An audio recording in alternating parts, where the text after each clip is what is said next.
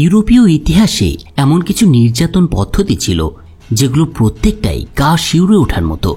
এগুলো এত ভয়াবহ এবং যন্ত্রণাদায়ক ছিল যে মানুষ এর হাত থেকে বাঁচার জন্য নিজেই মরে যেতে চাইত। যদি ইতিহাস ঘাটার অভ্যাস আপনার থাকে এবং এই প্রাচীন শাস্তিগুলো নিয়ে জানার একটু চেষ্টা করেন, তবে দেখবেন বিভিন্ন ধরনের ব্রুটালিটি তখন চলত। এর মধ্যে বিশেষভাবে উল্লেখযোগ্য ছিল 5টি ঘোড়ার সাহায্যে কাউকে ছিঁড়ে ফেলা, কাউকে টুকরো টুকরো করা, এমনকি পুরুষদের পুরুষাঙ্গকে চিরে ফেলাটাও ছিল এই সব অদ্ভুত শাস্তিগুলোর মধ্যে অন্যতম। মধ্যযুগীয় ইউরোপের সবচেয়ে বিখ্যাত নির্যাতন পদ্ধতিটি ছিল ওয়াটার ড্রপ টর্চার, বা একে বলতে পারেন পানির ফোঁটার মাধ্যমে নির্যাতন। নামটা খুব অদ্ভুত, তাই না? আপনি ঠিকই শুনেছেন। এই ছোট্ট ছোট্ট পানির ফোঁটাও যে মানুষের মৃত্যু ভিক্ষা চাইতে বাধ্য করতে পারে, এই ভাইকিংস সিরিজ না দেখলে আমি জানতেই পারতাম না। পানির ফোঁটার নির্যাতন ছিল এমন একটা টর্চার পদ্ধতি যেখানে একজন ব্যক্তি কপালে ধীরে ধীরে পানির ফোঁটা পড়তে থাকে, ঠান্ডা পানি, এবং পরবর্তী ফোঁটা কখন আসবে সেটা জানার জন্য ভিকটিম প্রচণ্ড মানসিক আতঙ্ক নিয়ে অপেক্ষা করত। এবং কিছু সময় পর একটা করে পানির ফোঁটা তার কপালে এসে পড়ত, আর এ কারণে ভিকটিমের কপালে তৈরি হতো একটা ক্ষত। এই বিষয়টাকে খুবই সাধারণ মনে হচ্ছে আপনাদের কাছেও, কিন্তু মনে হলেও ছোট ছোট এই পানির ফোঁটাগুলিও শেষ পর্যন্ত সেই ব্যক্তিটাকে মানসিকভাবে ভেঙে ফেলত, আর এই মানসিক বিকারগ্রস্ততা তাকে ক্রমেই মৃত্যুর দিকে পরিচালিত করত। ভাইকিংস কিংবদন্তিতে এই নিষ্ঠুর পানির ফোঁটা নির্যাতনের শিকার হতে হয়েছিল আমাদের বিখ্যাত ফ্লোকিকে। প্যারিসের রক্তাক্ত অভিযানের পর র্যাগনার এবং তার ভাইকিংস যোদ্ধারা কার্টেগাট প্রণালীতে ফিরে এসেছিলেন। যুদ্ধে গুরুতর আহত হওয়ার কারণে র্যাগনার গভীর কোমায় চলে যান এবং বিয়র্ন তার পক্ষে রাজার নির্বাহী ক্ষমতাগুলো প্রয়োগ করতে শুরু করেন। প্যারিস থেকে তারা যে সোনা, রূপা এবং ধন সম্পদ নিয়ে এসেছিল সেগুলো জনগণের মধ্যে বিতরণ করে দেওয়া হয়। এর কয়েকদিন পর বিয়র্ন পাহাড়ে কার্টেগাটের জনগণকে নিয়ে একটা বিরাট সমাবেশের আয়োজন করে। বন্ধুরা, কার্টেগাটের গল্প আমরা তো শুনবই, কিন্তু একটা কথা এখানে বলে নিচ্ছি। এই পর্বের মাধ্যমে আজ থেকে ভাইকিংস সিজন 4-এর এক্সপ্লেন শুরু হলো। যারা সিরিজটি কন্টিনিউ করছেন তাদের এই সিরিজ সম্পর্কে মতামত জানতে চাই, এবং সেই সাথে আমার এক্সপ্লেনটা কেমন লাগছে সে বিষয়ে আর ডিটেল মতামত জানতে চাইছি আপনাদের কাছে। প্রতিটি এপিসোডের পাবলিশের পর আমি দেখার চেষ্টা করি আপনাদের কমেন্টসগুলো, কিন্তু অনেকেই কমেন্টস করেন না। তাছাড়া লাইক শেয়ারও তেমন একটা হয় না, ফলে স্বাভাবিকভাবেই ভিডিওগুলোর রিচ কম হয়। তাই আপনাদের কাছে বিনীত অনুরোধ থাকলো এই কাজগুলো করার, অর্থাৎ লাইক, কমেন্ট, শেয়ার এবং অবশ্যই চ্যানেলটাকে সাবস্ক্রাইব করার। তো চলুন এবার আমরা কার্টেগাটের গল্পে ফিরে যাই। র্যাগনার কোমায় চলে যাওয়ার পর বিয়র্ন তার সাম্রাজ্য সামলাচ্ছিল। আমাদের পক্ষে একটা বিষয় সবসময় জেনে রাখা দরকার, কোনো বাঘ কখনো কুকুরের বাচ্চা জন্ম দিতে পারে না। বয়স অল্প হওয়া সত্ত্বেও বিয়র্ন ইতিমধ্যেই তার রাজকীয় আচরণ প্রদর্শন করতে শুরু করেছিলেন। তবে তার মধ্যে ভালো যে গুণটা ছিল সেটা হলো সে তার বাবার চেয়ে অন্তত অনেকটা কম হিংস্র প্রকৃতির ছিল। আমরা এর আগে র্যাগনারের শাস্তি দেওয়া এবং তার কূটকৌশলগুলো দেখেছি, তাই এটা বলাই যায়।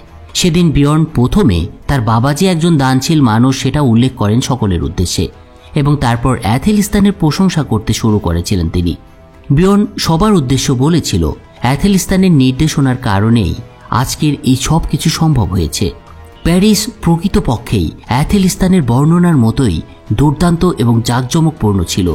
সেখানে প্রচুর সম্পদ এখনও আমাদের জন্য অপেক্ষা করছে, তাই সেই বিদেশি মানুষটার প্রতি আমাদের কৃতজ্ঞ থাকা উচিত।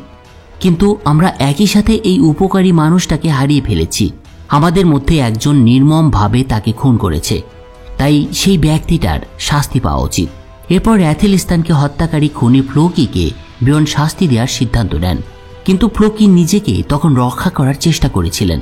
সে বিয়র্নের ঘোষণা শুনে তাকে বলেন অ্যাথেলিস্তানকে সে হত্যা করেছিল কারণ অ্যাথেলিস্তান খ্রিস্ট ধর্মে বিশ্বাস করত এবং সে তাদের নর্স গডদের অপমান করেছিল।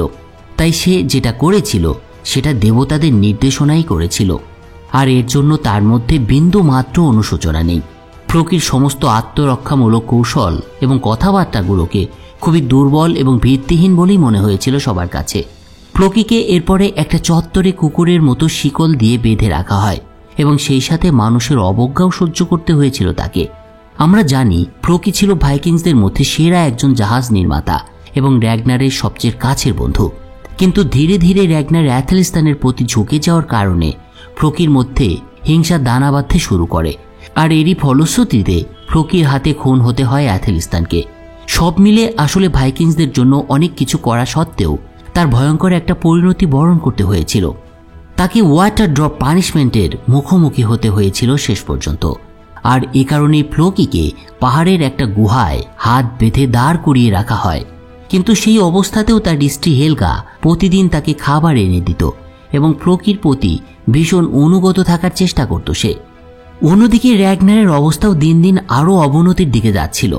আর এসব দেখে আসলাক একদিন সেই স্বপ্নদ্রষ্টাকে খুঁজে বের করেন।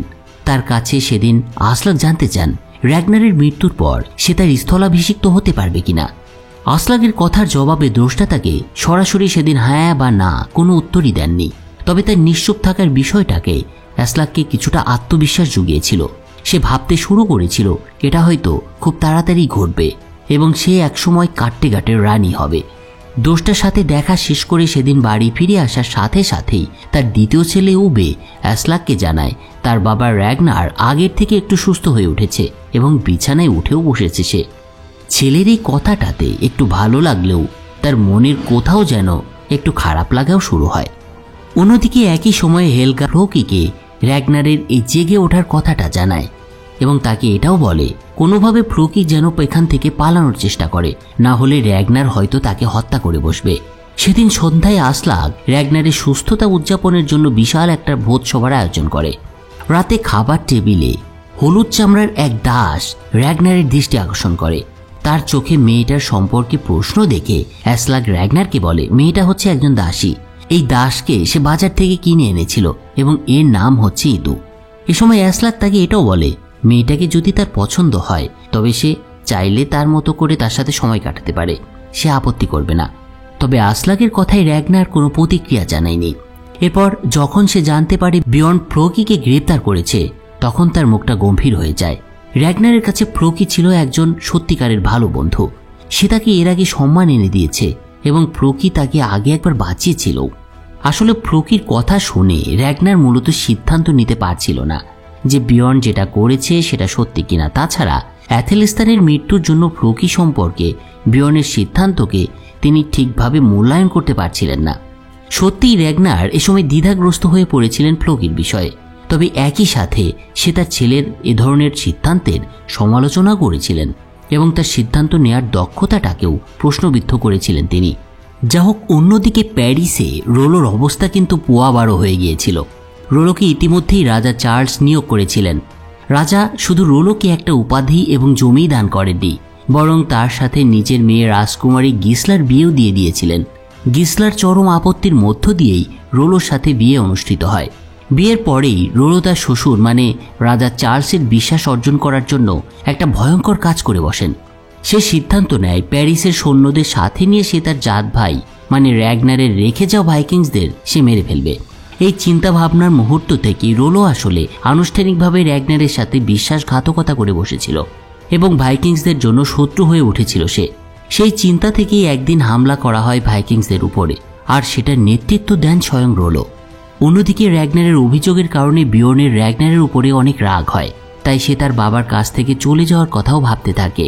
ফ্লোকির সাজা ঘোষণার মাধ্যমে বিয়র্ন আসলে প্রমাণ করতে চাইছিল বাবার ছায়ায় না থেকে সে নিজের নাম তৈরি করতে। তবে অনেকটা অনিচ্ছা সত্ত্বেও র্যাগনার শেষ পর্যন্ত তার ছেলের সিদ্ধান্তকে মেনে নিলে এই পরিস্থিতিটা শান্ত হয়। এরপর র্যাগনার ফ্লোকির কাছে সে গুহায় গিয়ে হাজির হয়। র্যাগনার প্রথমে চেয়েছিল ফ্লোকি স্বেচ্ছায় তার কাছে ভুল স্বীকার করুক এবং তারপর সুবিধাজনক একটা সময়ে সে তাকে ছেড়ে দেবে, কিন্তু ফ্লোকি তেমন কোনো প্রতিক্রিয়াই দেখায়নি তার সামনে, বরং সে র্যাগনারের কর্তৃত্বকে চ্যালেঞ্জ জানায়। তাই রাগান্বিত হয়ে র্যাগনার ফ্লোকিকে এমন একটা অভিনব শাস্তি দেওয়ার সিদ্ধান্ত নেয় যেটা ফ্লোকি আগে কখনো দেখেনি। ফ্লোকির কি শাস্তি দেওয়া হয়েছিল সেটা আমরা এই ভিডিওর প্রথম দিকে দেখতে পেয়েছি। ওয়াটার ড্রপ শাস্তির কারণে ফ্লোকি নিজেই মৃত্যু চাইতে শুরু করেছিল এবং সে চেয়েছিল নর্স জান্নাত হিসেবে পরিচিত ভালহাল্লায় প্রবেশ করতে, কিন্তু র্যাগনার তাকে সেই সুযোগ আর দেয়নি। এই অভিনব শাস্তিদানের জন্য র্যাগনার ফ্লোকিকে একটা গুহার মধ্যে ঝুলিয়ে রাখে এবং তাকে পানির ফোঁটা দিয়ে নির্যাতনের যন্ত্রণা সহ্য করতে বাধ্য করে। এই শাস্তিটাকে যদি আমরা একটু বিস্তারিতভাবে ব্যাখ্যা করি তবে আমরা দেখতে পাই পাথরের ফাটল থেকে পানির ফোঁটা একের পর এক ফ্লোকির মাথায় এসে পড়ছিল। প্রথমে ফ্লোকি ভেবেছিল এটা হয়তো তেমন কিছুই নয় তার জন্য, সামান্য পানির ফোঁটা মাত্র। কিন্তু এর কয়েক ঘন্টা পরে ফ্লোকি ভয় পেতে শুরু করে এবং অস্বস্তি নিয়ে অদ্ভুত একটা অনুভূতি অনুভব করতে শুরু করেছিল সে। প্রতিটি পানির ফোঁটার সাথে এই ভয় এবং নিপীড়ন আরও তীব্র হচ্ছিল। বিশেষ করে যখন পানির ফোঁটা অনিয়মিতভাবে পড়ছিল, তখন ফ্লোকির মনে এটাই আসছিল কখন আবার পরের ফোঁটাটা এসে পড়বে। যদি ফোঁটার মধ্যে ব্যবধান কিছুটা দীর্ঘ হতো তবে বিষয়টা তাকে আরও উদ্বিগ্ন এবং অস্বস্তিকর করে তুলত। এভাবে কয়েকদিন চলে এবং দীর্ঘ সময় ধরে না ঘুমানোর কারণে তার মধ্যে মানসিক বিষাদ তার মনকে পাগল করে তুলছিল। আরও গুরুত্বপূর্ণ বিষয় ছিল, পাথরের মধ্য দিয়ে পানি পড়ার কারণে ইতিমধ্যেই ফ্লোকির মাথার ত্বকে ক্ষত তৈরি হয়েছিল। কিন্তু ফ্লোকি যখন এই যন্ত্রণা অনুভব করত তখন তার অনুগত স্ত্রী হেলগা তার যত্ন নেওয়ার চেষ্টা করত।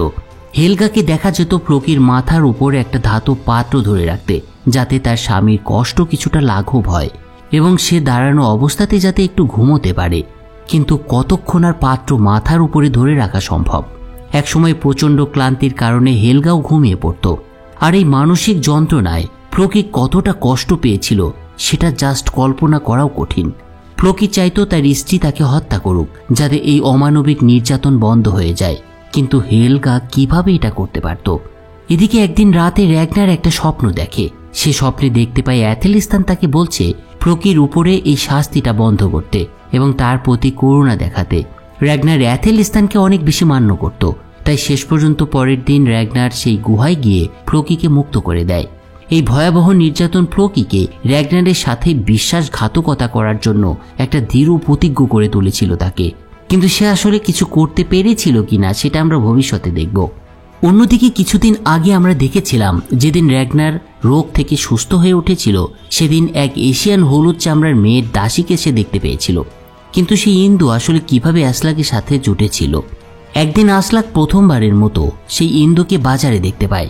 মেয়েটার চোখের রংটা ছিল কালো এবং তার গায়ের চামড়া ছিল হলুদ বর্ণের, তাই মেয়েটিকে দেখে তখনই সে তাকে কিনে নেয়। সেদিন র্যাগনার এই এশিয়ান মেয়েটির প্রতি বেশ কৌতূহলী হয় এবং আসলাকও এটা লক্ষ্য করে। তাই রাতে ঘুমোতে যাওয়ার সময় আসলাক র্যাগনারকে জিজ্ঞাসা করে সে ইন্দুকে পছন্দ করে কিনা। যদি সত্যিই এটা হয় তবে সে কিছু মনে করবে না যদি র্যাগনার মেয়েটাকে তার কাছে রাখে। র্যাগনার সে সময় আসলাকের কথার কোনো উত্তর দেয়নি। তবে সেদিনের পর থেকে এই ইন্দু নামের মেয়েটি র্যাগনারের ব্যক্তিগত দাসী হয়ে ওঠে। একদিন র্যাগনারের জন্য গোসলের পানি প্রস্তুত করার সময় ইন্দু একটু বেখেয়ালিভাবে এক বালতি পানি র্যাগনারের মুখে ছিটিয়ে দেয়, কিন্তু র্যাগনার এতে রাগ করে না। পরিবর্তে সে ইন্দুর প্রতি অনেকটা আকৃষ্ট হয়ে পড়েছিল। তার পরের দিন র্যাগনার দেখতে পায় ইন্দু একটা শূকরের সাথে লড়াই করছে, আর যেটা দেখে তার মনে হতে থাকে এই মেয়েটা অবশ্যই কোনো দরিদ্র পরিবারের মেয়ে নয়, তার পরিবারের একটা ভালো ব্যাকগ্রাউন্ড আছে। তাছাড়া সে সাধারণ কোনো কৃষিকাজও করতে পারত না। তাই র্যাগনার কৌতূহলী হয়ে একদিন ইন্দুর ব্যাকগ্রাউন্ড সম্পর্কে জানতে চায়। ইন্দু র্যাগনারকে সেদিন উত্তর দেয় তার পরিবার সমুদ্র যাত্রা করার সময় একদিন জলদস্যুদের কবলে পড়েছিল। সেদিন জলদস্যুরা তাদের কয়েকজনকে হত্যা করেছিল এবং যারা বেঁচে গিয়েছিল তাদের দাস হিসেবে এখানে বিক্রি করে দেয়া হয়। তার একটা ভাইও ছিল, কিন্তু তার ভাগ্য কি ঘটেছিল সেদিন সেটা সে বলতে পারবে না। এত কিছু বলার পরেও ইন্দু তার পরিচয় প্রকাশ করতে চায়নি, কারণ ইন্দু মনে করত সে এখানে সামান্য একজন দাস মাত্র, তাই তার অতীত মনে রাখার কোনো প্রয়োজন তার নেই। ইন্দুর এসব কথাবার্তা এবং ব্যক্তিত্বকে র্যাগনারের অনেক পছন্দ হয়। সে ইন্দুকে অ্যাথেলিস্তানের ছায়া হিসেবে দেখতে শুরু করে। এরপর র্যাগনার ইন্দুকে তার গোপন একটা জায়গায় নিয়ে যায়। এটা ছিল ছোট্ট একটা কাঠের ঘর, যেখানে আগে থেকে কেউ থাকতো না, কিন্তু র্যাগনার মাঝে মাঝে এখানে আসতো। এই স্থানটাতে র্যাগনার কিছু ঝুড়ির মধ্যে অসম্ভব সুন্দর কিছু ছোট ছোট প্রাণী রেখে দিয়েছিল। এসব দেখে এটা স্বাভাবিকভাবে বোঝা যায় র্যাগনার ছিল অনেক রুচিশীল একজন মানুষ। সেই জায়গায় নিয়ে আসার পর সেদিন র্যাগনার ইন্দুকে বলে, এখন থেকে এই জায়গায় ইচ্ছা মতো তুমি প্রবেশ করতে পারবে। সেদিনের পর থেকে র্যাগনারের বদন্যতায় ইন্দুকে আর দাসের কাজ করতে হয়নি। ধীরে ধীরে এই দুজন একে অপরের সাথে পরিচিত হতে শুরু করেছিল। এরকম একদিন কথা বলার সময় ইন্দু র্যাগনারকে তার দেশের প্রাচীন একটা ভেষজ ওষুধ সম্পর্কে তাকে বলে এবং শেষ পর্যন্ত তাকে সেটা দেয়। আর অনেকটা কৌতূহল নিয়েই র্যাগনার প্রথমবারের মতো এই জিনিসটার অভিজ্ঞতা নেওয়ার চেষ্টা করে। সেই ভেষজ ওষুধটা খাওয়ার পর র্যাগনারের মনে হতে থাকে পুরো পৃথিবীটাই যেন তার চোখের সামনে ভাসছে। তার মনে হচ্ছিল মেঘ এবং কুয়াশার মধ্য দিয়ে তিনি ভেসে চলেছেন। এখন প্রশ্ন করতে পারেন ইন্দু র্যাগনারকে আসলে কি খাইয়েছিল? উত্তরটা খুবই স্বাভাবিক, অনেকে হয়তো বুঝেও গিয়েছেন। আসলে ইন্দু তাকে যেটা দিয়েছিল সেটা ছিল আফিমের মতো কিছু একটা। তারপর থেকে র্যাগনার সম্পূর্ণভাবে এই জিনিসের উপরে নির্ভরশীল হয়ে পড়েছিল এবং পরবর্তীতে কখনোই সে আর এর থেকে মুক্ত হতে পারেনি। অন্যদিকে প্যারিসের যুদ্ধের পর কার্টেগার প্রণালী থেকে ল্যাগার্থা সরাসরি তার নিজের অঞ্চলে ফিরে এসেছিলেন। যেহেতু ক্যাল্প প্যারিসে ল্যাগার্থার জীবন বাঁচিয়েছিল, তাই ক্যাল্পের প্রতি ল্যাগার্থার মনোভাবও অনেকটা শিথিল হয়ে গিয়েছিল আগের থেকে। অন্যদিকে ল্যাগার্থার মন জয় করার জন্য ক্যাল্পও একদিন প্রকাশ্যে ঘোষণা করেন সে ল্যাগার্থার সাথে মিলে সমান মর্যাদা নিয়ে এই অঞ্চলটি শাসন করবে। তার এই ঘোষণায় সকলেই ক্যাল্পের সিদ্ধান্তকে সেদিন সমর্থন জানায়, কিন্তু সেখানে এমন একজন ব্যক্তি ছিল যে ক্যাল্পের এই ঘোষণায় খুশি হতে পারেননি, আর সেই ব্যক্তিটি ছিল সেই আয়নার, যে অনেক আগে ল্যাগার্থার স্নান ঘরে উকি দিয়েছিল একদিন। আপনারা যারা এর আগের পর্বগুলো দেখেছেন বা পুরো সিরিজটা কন্টিনিউ করছেন তারা নিশ্চয়ই জানেন এই আয়নারটা কে। ক্যাল্পের এই ঘোষণার পরে আয়নার তার কাছে গিয়ে তার অসন্তোষের কথা জানায়। সে এটাই দাবি করে যে তার সমর্থনের কারণেই ক্যাল্প এই অঞ্চলের আর্ল নির্বাচিত হয়েছে। সে আরও বলে যদি ক্যাল্প তার কথা না শোনে এবং লেগার থেকে এখনই বের করে না দেয় তবে ক্যাল্পও এখানে থাকতে পারবে না। কিন্তু তার কথা শুনে ক্যাল্প এবার একটু চিন্তা করে এবং একটা ইঙ্গিত দেয়, আর এটার মাধ্যমেই সে তাকে এটাই বোঝায় যে ক্যাল্প জানে তার কি করতে হবে। পরের দিন ক্যাল্প একটা কাউন্সিল সভার আয়োজন করে এবং পাহাড়ের ধারে অনেক লোক জড়ো করে। সে সবার সামনে সেদিন ঘোষণা দেয় তার আগের সিদ্ধান্ত থেকে সে সরে এসেছে এবং লেগার্থাকে সে বহিষ্কার করবে এই অঞ্চল থেকে। ক্যাল্পের কথা শুনে লেগার্থা একেবারে হতাশ হয়ে পড়ে। তবে ক্যাল্প এ সময় আরও একটা কথা বলে যে ন্যায্যতার মাধ্যমেই লেগার্থাকে বহিষ্কার করা হবে এবং এজন্য সে একটা ভোটাভুটিরও আয়োজন করেছে। এরপরে ক্যাল্প সবার উদ্দেশ্যে বলে যারা লেগার্থাকে বহিষ্কার করার পক্ষে তারা সামনের এই স্তম্ভে একটা করে চিহ্ন রেখে যাবেন, আর এর মাধ্যমেই আমি সংখ্যাগরিষ্ঠতা নির্ণয় করব, আর সংখ্যাগরিষ্ঠ মানুষ যেটা চায় সেটাই হবে। তার ঘোষণার পর আয়নার প্রথম ব্যক্তি যিনি ছুটে এসে একটা আঁচড় দেন সেই কাঠিতে এবং তারপরে তার নিজের লোকদেরও ভোট দিতে তিনি উৎসাহিত করেন। ভোট গ্রহণ শেষ হওয়ার পরে দেখা যায় লেগার্থাকে বহিষ্কার করার পক্ষে বেশি ভোট পড়েছে। এই অবস্থায় আয়নর ক্যাল্পকে ভোটের ফলাফল বিবেচনা করে তার কাজটা শেষ করতে বলেন। যদিও ক্যাল্প তার কথা মেনে নিয়ে লেগার্থার বিরুদ্ধে ব্যবস্থা গ্রহণ করা হবে বলে জানান, কিন্তু তারপরই দেখা যায় ক্যাল্প হাতের ইশারা দিয়ে আয়নারের সমর্থনকারী সকলকে তাৎক্ষণিকভাবে হত্যা করার নির্দেশ দিচ্ছেন। আর মুহূর্তের মধ্যেই একে একে আয়নারের লোকজন কচু কাটা হতে থাকে। ক্যাল্পের এই কাণ্ডে লেগার্থা প্রচণ্ড উত্তেজিত হয়ে উঠেছিল। সে ক্যাল্পের দিকে প্রশংসার দৃষ্টিতে তাকিয়েছিল। এরপর যখন আয়ারল্যান্ডের আয়নারকে শেষ করতে যাবে ঠিক তখন লেগার্থা তাকে থামিয়ে দেয়। সে আয়নারের কাছে এগিয়ে এসে জানতে চায় সেদিন গোসল করার সময় তার দিকে সে যে দৃষ্টিটা নিয়ে তাকিয়েছিল আজ তার ফল তাকে ভোগ করতে হবে। এরপর সে আয়নারের গোপন অঙ্গটা নিচে হাতে কেটে ফেলে, আর বলাই বাহুল্য এরপরে সে তাকেও মেরে ফেলে। আয়নারের বিদ্রোহ দমন করার পর ক্যাল্পের প্রতি লেগার্থার মনোভাব 180 ডিগ্রি ঘুরে গিয়েছিল। তারা তাদের কুসংস্কার এক পাশে সরিয়ে রেখে আবারও একই সাথে থাকতে শুরু করেছিল। কিন্তু লেগার্থার মনে তখনও সেই স্মৃতি একেবারে তাজা ঘায়ের মতো যন্ত্রণা দিত। সে কখনোই ভুলতে পারত না এই ক্যাল্প তার অঞ্চলটাকে নিজের করে দখলে নিয়ে নিয়েছে।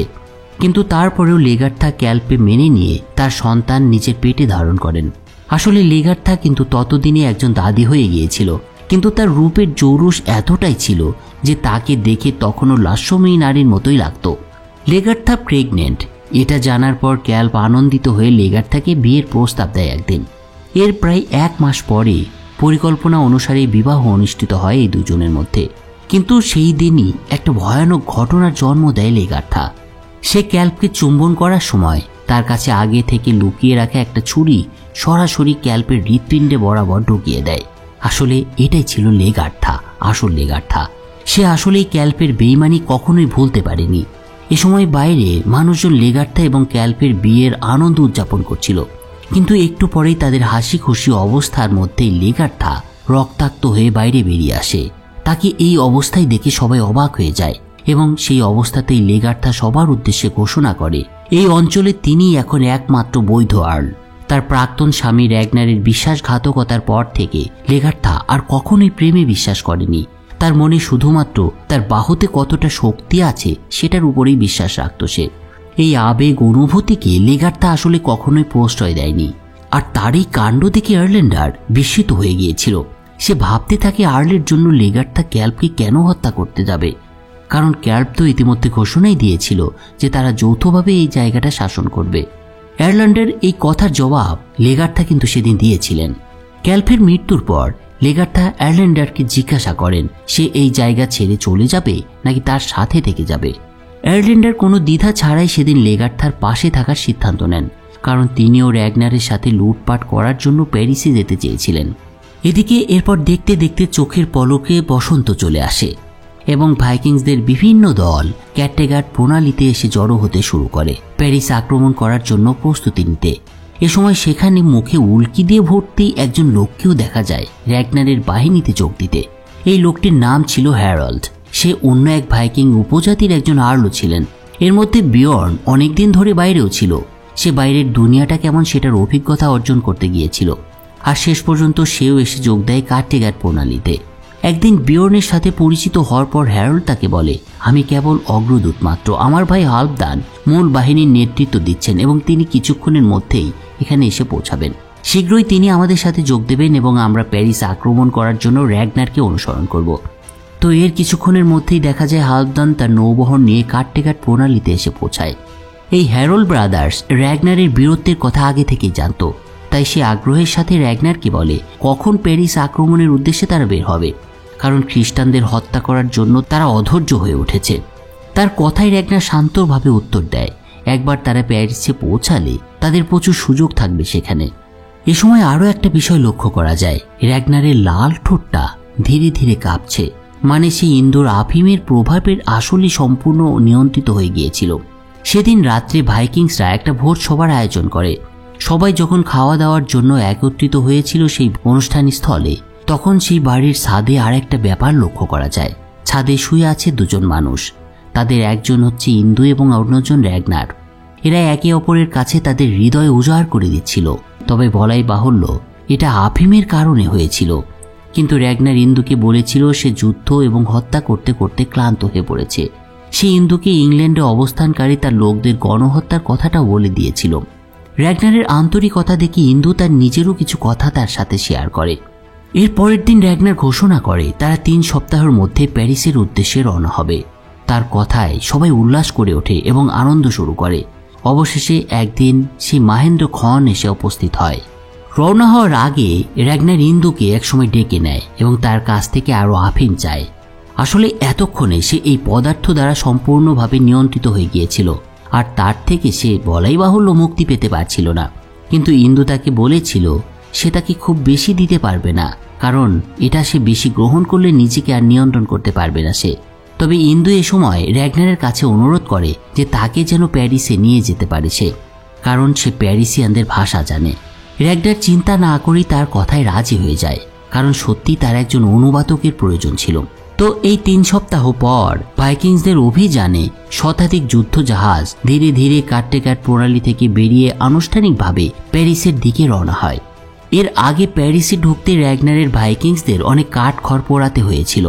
রোলো তখন সবচেয়ে বড় ভূমিকা পালন করেছিল, কিন্তু রোলো এবার তার নিজের জাত ভাইদের বিপক্ষে চলে গিয়েছিল এবং সে ভাইকিংসদের সব কৌশল সম্পর্কে জানত। কিন্তু আমরা জানি র্যাগনার ল্যাডব্রোক ছিলেন একজন একরোখা টাইপের মানুষ। তিনি ব্যর্থতা বলে কিছু যে আছে সেটা স্বীকারই করতে চাইতেন না, এবং তার ধৈর্য তাকে প্রত্যেকবারই একজন বিজয়ী হিসেবে আমাদের সামনে এনে হাজির করেছে। তাই আমরা দেখতে চলেছি এবারকার প্যারিস অভিযান খুবই সাংঘাতিক একটা মাত্রা যোগাতে চলেছিল, কারণ একদিকে ছিল রোলো আর অন্যদিকে তার ভাই র্যাগনার ল্যাডব্রোক। তো কি হতে চলেছিল সেটা আমরা সামনের পর্বে দেখব। তাই সেই পর্বের নোটিফিকেশনটা পেতে এবং চ্যানেলটা সাবস্ক্রাইব করতে এখনই সাবস্ক্রাইব বাটনে হিট করুন এবং বেল বাটনটা ক্লিক করে রাখুন, যাতে পরবর্তী ভিডিও নোটিফিকেশন সবার আগে আপনি পেতে পারেন। তো ফিরছি খুব শীঘ্রই। সে পর্যন্ত সবাই ভালো থাকুন, সুস্থ থাকুন।